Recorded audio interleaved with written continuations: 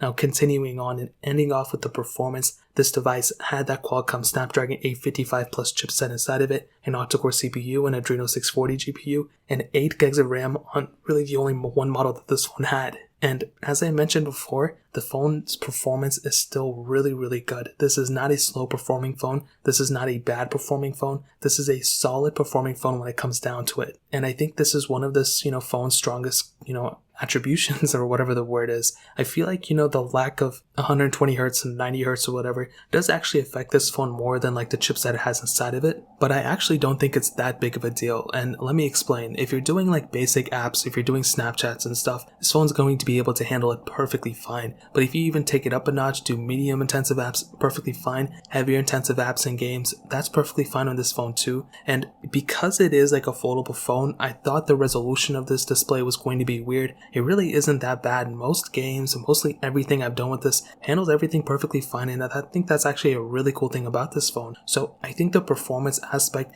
is one of those things that some people may not, actually think about too much, but this is still a pretty, up to speed chipset. It's still extremely fast. It's maybe like a couple generations old, but it's still extremely good for the most part. Really the only thing that's missing on this phone in terms of performance standpoint and a smoothness standpoint would actually go in terms of the lack of refresh rate increasement. So, there's no 90 hertz or 120 hertz on this thing, but I think it's still okay for the most part. And really anything you're going to do on this phone is going to be perfectly fine in my opinion. So in terms of performance, that's pretty much how I'd sum it up. It's a